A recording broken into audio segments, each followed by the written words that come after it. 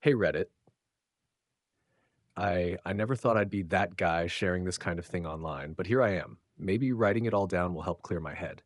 So, some context. My 33M wife, 31F, let's call her Samantha, and I have been married for 6 years. We've been together for almost a decade. I thought we had a pretty solid marriage. We had our ups and downs like anyone else, but nothing that seemed insurmountable. Samantha works in real estate, always on the go, always in heels, always perfectly polished. She's social, opinionated, and let's be honest, kind of intense. That's part of what attracted me to her in the first place. I'm more low key. I work in IT. I like quiet evenings, a good movie, cooking at home. Samantha, on the other hand, thrives on attention. She loves the spotlight and lives for social media. A few months ago, she joined this new gym. She said she wanted to tone up and feel sexy again. Cool. I supported it. I even encouraged her. I thought it might be good for her confidence. I work from home, so I'd cook dinner and wait for her to get back around 7 p.m. or so. Then it slowly became 7:30, then 8, and sometimes she'd just grab a smoothie with her trainer after. Now, I'm not the jealous type, but something felt off. She started dressing differently, more revealing. She got new lingerie, but weirdly never wore it around me. She became more distant, always on her phone, always locking it. She snapped at me more, like everything I said was annoying. I chalked it up to stress or hormones. I know hindsight is 2020, sa, but at the time I just didn't see the train coming. Anyway, that's the backstory. Part one of what would become the worst chapter of my life. So, yeah, things were weird, but I tried to ignore it. I kept telling myself, she's just busy, or don't be that insecure husband. But small things started piling up. She stopped initiating intimacy completely. We went from a few times a week to maybe once a month, if that. And when we did, it felt mechanical, like she was doing me a favor. Her phone became a permanent fixture in her hand. She'd go to the bathroom with it, sleep with it under her pillow. One night, I walked into the room and saw her quickly closing a WhatsApp chat and shoving her phone face down on the nightstand. Red flag? Yeah. But again, I convinced myself it was nothing. Until the night I noticed something that broke the illusion. I went to do laundry, something she usually handled, and one of her gym tops had a cologne scent on it. Not mine. I don't wear cologne. This was musky, expensive, and strong. I held it to my nose and just stood there, frozen. My gut dropped. I didn't say anything that night. I couldn't. I just watched her. Her smile, her casual kiss on my cheek, her flirty phone typing while claiming it was group chat stuff with the girls. I was staring at a stranger in my kitchen. Still, I needed proof. Real proof. So I started paying attention, really paying attention. And that's when I noticed him, her trainer. Yeah, of course it's a Tyler. Young, fit, smug face, way too friendly on her Instagram. She tagged him in gym posts a few times, shirtless, flexing with her like they were on a damn fitness honeymoon. One day, she forgot to log out of her iPad. I saw a message preview flash across the screen. Tyler, last night was still thinking about it. You're addictive. My heart stopped. I opened the chat, hands shaking. It was him. Dozens of messages, some suggestive, some explicit, some downright filthy. Photos. Her in his car, her in the locker room, her in my hoodie. My ging hoodie. I sat there for a long time, staring, numb, like I'd been punched in the chest and couldn't breathe. That was the moment I knew. This wasn't some emotional affair. She was sleeping with him, probably for months, while I was cooking her dinner and folding her underwear. I didn't confront her that night. No, I wanted to see how far the rabbit hole went. What I discovered next made my blood boil. So after reading those messages between Samantha and Tyler the trainer, I knew I couldn't keep pretending, but I didn't want to just blow up and scream. No, I wanted her to feel it. I wanted the truth to punch her in the face the way it punched me. The next evening, she came home late again, said she stayed for a deep stretch session. Yeah, I bet. I played it cool, made dinner, asked about her day. She gave me one of those vague, distracted recaps, then scrolled on her phone while I cleared the plates. No eye contact, no guilt, nothing. I waited until after dinner, then hit her with it. Calm, ice cold. So, how long have you been sleeping with your trainer? She blinked, like her brain glitched. What the hell are you talking about? I didn't flinch. I walked over, handed her the iPad, already open to the chat with Tyler. Silence. Then, Explosion. She lost it. Why were you snooping through my stuff? That's a total violation of privacy. You're controlling and insecure. You always have been. This is your fault. You stopped paying attention to me. What was I supposed to do? I swear, she went full soap opera mode, tears, screaming, pacing like a rabid animal. I just stood there, watching her unravel. When she realized I wasn't reacting, she switched tactics. It didn't mean anything. It was just physical. I was stressed, and he was there. Then I was going to stop, I swear. I was waiting for the right time to tell you. Right. After what? The next sweaty backseat session in the gym parking lot? I told her to get out. She refused, said I should leave if I had a problem. She started throwing around nonsense like this is still my house too, and I'm not giving up my life over a mistake. A mistake? Nah. A mistake is one drunken kiss at a party. This was a deliberate, months-long betrayal. I told her I was filing for divorce. That's when she really flipped, screaming, crying, calling her sister, her mom, anyone who would listen. Suddenly, I was abusing her emotionally and gaslighting her. The lies started flowing like a faucet turned all the way up. It was pathetic and honestly, infuriating. The woman I married was gone. In her place was this selfish, hysterical, manipulative shell. And yet, things were about to get worse, much worse. After the confrontation, the house turned into a war zone, not with shouting or dishes flying that had happened the night before, but with silence. That sharp, suffocating kind of silence where every sound, the clink of a fork, the shuffle of footsteps, feels like nails on glass. She stayed in the guest room, slammed the door behind her like she was the victim. I slept maybe 3 hours that night, just staring at the ceiling, alternating between heartbreak, fury, and disbelief. I couldn't stop replaying everything. The nights she came home late and kissed me like nothing happened, the extra training sessions, the lingerie I thought she bought for me, how she laughed at my jokes while she was texting him under the table. I felt like a clown. Worse than that, I felt invisible. How could someone I gave everything to do this to me? The next morning, I didn't eat. I couldn't. My hands were shaking. My chest felt like there was a 200-pound brick sitting on it. And I'll admit something here I never thought I would. I cried. In the shower, in the car, at red lights. I just broke. This woman had been my person, my home, and now she was just a stranger I couldn't stand to look at. At work, I had to pretend like nothing was wrong, smiling at meetings, pretending to care about system updates, all while my life was imploding. I couldn't talk to anyone. I didn't want pity. I wanted answers. But she had none. For days after, she played every role imaginable, cold and defensive 1 minute, sobbing and remorseful the next. One morning, she left a note by the coffee machine. You're still my best friend. Please don't give up on us. I laughed, actually laughed out loud. Best friend? What kind of friend buries a knife in your back and twists it with every lie? I started therapy, told my family. My brother wanted to drive over and introduce Tyler's teeth to the gym floor, but I told him to chill. Honestly, I didn't care about revenge. Not yet. I just wanted clarity and peace. Spoiler, I wouldn't get either, because Samantha had one more card to play, and it came wrapped in lies, manipulation, and legal chaos. I hit my limit a week after the confrontation. 7 days of sleeping in separate rooms, walking past each other like ghosts, and getting ambushed by fake apologies and crocodile tears. She'd swing between full-on denial, you're overreacting, it wasn't that serious, then shift into self-pity. I didn't feel seen. You were always working. Tyler made me feel wanted. And when none of that worked, rage. You think you're perfect? You think you never made mistakes? The classic cheater's playbook: deflect, deny, attack. So I made my decision. I sat her down at the kitchen table, the same one we used to eat pancakes at on Sundays, and told her I was filing for divorce. No long speech, no dramatic buildup, just the truth. Her reaction? Nuclear. She slammed her coffee mug so hard it shattered. She started screaming about how I was throwing everything away, that I was ruining her life, that I'd better not come for half her stuff. She threatened to expose me as emotionally abusive, which never happened, and then, in the most ridiculous twist of all, accused me of cheating. Projection, anyone? I recorded everything. I'd started doing that the day after I found the messages. Smartest thing I've ever done. And here's where the real chaos began.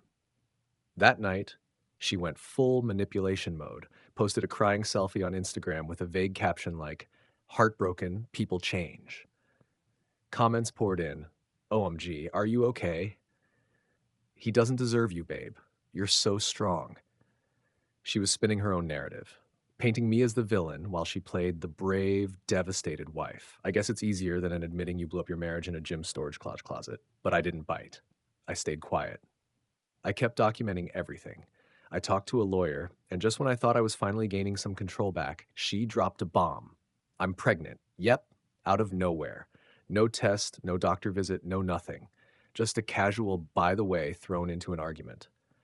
I stood there, stunned, and all I could think was, is it mine or is it Tyler's? I'm pregnant. Those words hit me like a truck. She said it so casually, like she was ordering coffee. No tears, no smile, just cold, calculated delivery. I blinked. Are you serious? She nodded, arms folded, eyes locked on mine like it was a challenge. Yeah. And before you ask, it's yours. I didn't say anything. I just stared at her, trying to process the impossible. Hexib, this was the same woman who was literally sleeping with her trainer while coming home and telling me she was exhausted from yoga. Now she wanted me to believe the timing magically lined up in my favor. I asked to see a test. She said she threw it away. I asked if she'd seen a doctor. She said she had an appointment next week. I asked when she found out. She said a few days ago, and then quickly changed it to last week. Her story was full of holes. And then she snapped. You don't believe me after everything I've been through, after what you put me through emotionally? Oh, so now it was my fault again. I didn't accuse her. I didn't yell. I just told her I wanted a paternity test. She went full meltdown. How dare you? You think I'm some kind of whore? I made one mistake. One. I calmly reminded her that she didn't just make a mistake, she made a series of them over months while lying to my face. If this baby was really mine, I'd do what I had to do. But if it wasn't, I was done playing games. She locked herself in the bathroom, screamed, sobbed, texted her mom. I got 3 calls from her sister, 2 from her best friend, and 1 from a blocked number I'm 90% sure was Tyler. The next morning, she was sweet as pie, made coffee, wore makeup, tried to kiss my cheek like we hadn't just had a nuclear meltdown. I pulled away. Stop pretending. That's when she said something that chilled me to the bone. You're not getting rid of me that easily. And I believed her. Because in that moment, I saw it. She wasn't devastated. She wasn't sorry. She was calculating. And I realized this wasn't about love anymore. This was about control. And the storm had just begun. After the pregnancy bombshell, my world tilted. She kept flaunting this baby like it was her get out of jail free card. Every conversation ended with something like, we need to think about what's best for our child. You wouldn't abandon your own flesh and blood, would you? Meanwhile, I still hadn't seen a single shred of proof she was even pregnant. So I called my lawyer. He was blunt. If she is pregnant, get a paternity test the moment that baby is born. Until then, protect yourself. Don't move out, don't touch her, don't argue more than you have to. So I did just that. I kept the peace at home, barely speaking unless it was necessary. She hated it. She wanted drama. She wanted me to scream, cry, fight, so she could twist the narrative again. But I gave her nothing. Instead, I started preparing behind the scenes, got my financial records in order, opened a separate bank account, told my boss everything in case she tried to blow up my work life, even installed a voice-activated recorder near the living room just in case she decided to get creative. 3 weeks later, I came home early from work. She was sitting on the couch crying. She held up an ultrasound photo and said, "It's real. 8 weeks." I looked at the paper. It was real, all right. But guess what? It had someone else's name on it. A different last name. Not a typo, not a smudge, a full-on different person. I pointed to it, calm as ever. "Whose name is this?" She went dead silent. Then she snatched it from my hands and said, "It's a mistake. I used a friend's appointment slot. We were late and just shared the booking." Right, because that's how healthcare works. I told her flat out, "I don't believe you." That's when she flipped again. "You're so paranoid. You're obsessed with catching me in lies. No wonder I cheated." And there it was, the mask slipped again. I didn't respond, I just left the room and wrote everything down. I knew this was going to get worse, but I didn't expect what came next. She faked a miscarriage. Yep. 1 week later, she came home with red eyes and said she lost the baby. cried on cue, said it was too much stress, and maybe it was God's punishment for what she did. Except she never went to the hospital. No paperwork, no follow up, just more stories. My gut told me there was never a baby to begin with. She just used it as a tool, a weapon. And when it stopped working, she discarded the lie and played victim again. But guess what? I had all of it documented. Every contradiction, every manipulation, every move, and I was done playing nice. After the fake miscarriage, something in me snapped. No more playing defense, no more letting her control the narrative. She wanted war? Fine, I was ready. I hired a private investigator. I wasn't sure what I'd find. Part of me thought maybe I was just being paranoid. Maybe I had already seen the worst of it with Tyler. But no, I had no idea how deep the rabbit hole went. The investigator came back with a full report. And let me tell you, it read like a script from a bad soap opera. She wasn't just cheating with Tyler. There were two other guys. One was a friend she met through a local yoga studio. The other, a guy from her gym's front desk. Someone she'd been texting for over a year under the name Maddie to keep it off my radar. Yep, she had a burner phone. She used it to run multiple online profiles, some under fake names. One was on Instagram where she posted pics of herself in revealing gym outfits, getting thirsty DMs from strangers. Another was on a site for sugar babies. I wish I was joking. The PI even found out she had been sending nudes to one of the guys while we were at a couples retreat last year. I didn't even feel angry anymore. Just sick. This wasn't a one-time mistake. This was her lifestyle. And all while she played the role of the doting, faithful wife on Facebook and at family events. She even went to my parents' anniversary party, hugged my mom, and told her how much she loved our little family. 2 days later, she was in a hotel with Tyler. The PI had receipts, literally. He sent me photos of the hotel confirmation under her name. I finally understood. I never really knew this woman. And then I thought about the baby lie again, and it all clicked. She made it up to keep control. She thought if I believed she was pregnant, I wouldn't leave. And when that didn't work, she faked a miscarriage to make me feel guilty. But it didn't work. Not anymore. I printed every piece of evidence. I gave it all to my lawyer. He just raised his eyebrows and said, well, that should speed things up. But before we could file, she made her boldest move yet. She showed up at my work, yelled in the parking lot, told my coworkers I was abusing her emotionally, that I forced her to get rid of our baby, and that I was leaving her for a younger woman. It was unhinged, embarrassing, and recorded. Security, he escorted her off the property, and as she left, she screamed over her shoulder, "You're gonna regret this." No, I wasn't. I was about to be free. After the public meltdown at my job, I finally pulled the trigger. Divorce papers were served the next morning. No warning, no text, no call, just a knock on her door from a process server. She lost it again. Started calling me 20 times in a row. Left voicemails alternating between sobbing and screaming, said I blindsided her, that I was destroying our future. Future? Lady, you nuked that the second you decided the gym was your dating app. My lawyer filed for divorce with all the documentation. Cheating proof with 3 different guys, fake pregnancy, burner phone, harassment at my workplace, PI reports, audio clips of her screaming and threatening me. But here's the kicker. She didn't just sit back and take it. She filed a counter petition, claimed emotional abuse, said I was controlling, cold, and cruel, claimed I was the reason she cheated because I neglected her emotional needs. Then she demanded half of everything, alimony, the house, and get this, compensation for the miscarriage trauma. Yeah, from the miscarriage that probably never even happened. But it gets worse. She tried to manipulate mutual friends and my family, told my mom I was having an affair with a coworker, told my cousin that I had been abusive for years. She even messaged people from my high school years, people I barely even talked to, warning them about my dark side. The smear campaign was real, but what she didn't know, I had everything backed up. Screenshots, audio recordings, witness statements, even a security cam video of her slashing my car tire after I refused to talk to her in person. We finally had our day in court. She showed up dressed like a widow, fake tears in her eyes, holding tissues and playing the victim. Told the judge she'd been trapped in a cold marriage and made one mistake out of desperation.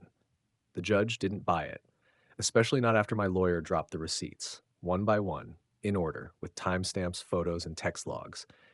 She turned bright red. Then she did the one thing no one expected. She stood up, threw her tissue box at the table, and screamed, "This isn't fair. He deserved it." The courtroom went silent. Judge raised his eyebrows and said, "Thank you. That'll be all." And just like that, she buried herself. After her courtroom tantrum, the tissue box toss, the screaming, the "he deserved it" outburst, the judge didn't even need to think twice. My lawyer turned to me and whispered, "She just did half our job for us." And he was right. The judge issued a temporary ruling on the spot. She had to vacate the house within 14 days. No alimony, no right to any of my personal accounts. Restraining order granted because of her workplace stunt and the slash tire. Court fees, all on her. Her face when that ruling hit, like a child being told Christmas was canceled forever. But guess what she did next? She faked a breakdown in the parking lot, laid down on the pavement, flailing and crying, yelling that she was being abandoned with nothing. She even tried calling 911 and claimed I had emotionally manipulated her into a mental crisis. The cops came but didn't buy it. I had already handed over the restraining order. They asked her to leave or be arrested. She left, in a rage. I thought it was finally over. But nope. She had one last move. 3 nights later, I got a message from a number I didn't recognize. "Hey, I'm so sorry. I didn't know she was married. She said you were abusive and gone all the time. I just found your number through her phone. I think you deserve to know the full truth." It was Tyler, the trainer. He told me everything. He didn't just sleep with her. They were unofficially living together half the week. She told him she was separated, and I was a narcissist who isolated her. She had been feeding him stories about fighting for custody of our unborn child. He even lent her money, over $3,000, which she said was for legal fees. And the cherry on top, he told me he'd gotten her pregnant. Twice. One was terminated. The other ended in a miscarriage, which she told me was our baby. I stared at my phone in stunned silence. Everything finally made sense. The erratic lies, the fake ultrasound, the conveniently timed miscarriage. She had used my name to cover up Tyler's baby, and when he found out she was still married, he walked away too. She lost everything: me, Tyler, her social circle, her reputation, and soon she'd lose the house for good. About a week after Tyler dropped the truth bomb about the pregnancy, the lies, the money, I thought the storm was finally over. Wrong again. She started texting me nonstop, but now with a whole new angle. Gone were the insults. Gone was the rage. Now it was all regret. I made a huge mistake. We were so good together. I lost myself. I need you. Please. You were the only one who really knew me. Let's go to therapy. I'm willing to do anything. Don't throw away everything we built over a few bad choices. A few bad choices? She cheated on me with at least 3 men, faked a pregnancy, ruined my reputation, tried to manipulate the court, and even had the nerve to scream that I deserved it in front of a judge. I ignored the messages. So she emailed me, then showed up at my parents' house to apologize. They shut the door in her face. Then she emailed my boss, I guess trying to make me look bad again, but this time she begged him to help her reach me because it was an emergency and she was scared for my safety. Nice try. Then the voicemail started. "I'm spiraling. I don't have anyone left. Please just talk to me before I do something stupid." Classic guilt play. I didn't bite, but I did forward everything to my lawyer. We added it to the restraining order case. The harassment clause was holding strong. Then came the most pathetic moment of all. She left a handwritten letter at my door, inside a gift bag. Inside the bag, a cheap candle, a photo of us from 3 years ago, and the necklace I gave her on our second anniversary. The letter was 5 pages. It went from, "I don't know who I am anymore," to "You're my soulmate," to "I'll wait for you, even if it takes years." It ended with, "Even if we never talk again, I'll always be yours." I threw it all in the trash. This wasn't love. This was manipulation, a performance, a last-ditch attempt to stay relevant after she burned every bridge in her life. And I wasn't her audience anymore. After months of chaos, I finally started rebuilding. I moved into a new apartment across the city, different neighborhood, fresh start. No memories of her. I changed my number, blocked every possible contact, socials locked down. Peace was unfamiliar, but it was beautiful. Therapy helped more than I expected, not just to process the betrayal, but to understand why I ignored so many red flags. Turns out, when you're used to being someone's emotional punching bag, you start calling it love. Never again. I got back in the gym, not her gym, obviously, started seeing friends again, reconnected with hobbies I hadn't touched in years, even got promoted at work. And then, out of nowhere, I got a DM on Instagram from a name I didn't recognize. Hey, I know this is random, but I think you deserve to know what she's still doing. My stomach dropped. I clicked the profile. It was one of the other guys she had cheated with, not Tyler, a guy I hadn't even known about until that message. He told me he had just found out she was married the whole time. She had told him I was her abusive ex and that she was escaping a toxic marriage. She claimed the house was hers, that I had stalked her after she broke up with me, and that I was the one sending threatening messages. He believed her for a while, until one day she lost her phone and he opened her laptop, found all the texts, the burner numbers, even her plan to fake a stalker to get sympathy on social media and rebuild her image. Apparently, she was trying to become a fitness influencer now. Complete rebrand, new name, new aesthetic. Posting reels of her doing yoga and writing captions about healing from narcissistic abuse. She had weaponized the pain she caused and turned herself into the victim online. But that wasn't the wildest part. The guy told me that she was dating someone new and already lying to him too. She told him she had been widowed. Yes, widowed. As in, my husband died in a tragic accident and I've been rebuilding ever since. I laughed so hard I nearly dropped my phone. She went from he was abusive to he cheated to he left me to he's dead. And she still hadn't learned a damn thing. A few weeks after that DM from the other guy, I thought I was done hearing about her. I was happy, focused, and healing. But karma? Karma had other plans, and it hit her like a wrecking ball in broad daylight. I didn't go looking for it, I swear. A mutual friend, someone we hadn't spoken to in over a year, texted me out of nowhere. Bro, you have to see this. Attached was a screenshot from Facebook. It was her fitness influencer page, the one where she posted yoga videos and talked about healing from her dead husband. The post? Unfortunately, I'm going to step back from social media for a while. Some very hurtful lies have surfaced, and my privacy has been violated by people who want to see me fail. Please respect my journey. And the comments? Brutal. Turns out that new guy she was dating, the one she told the widow lie to, had found out the truth.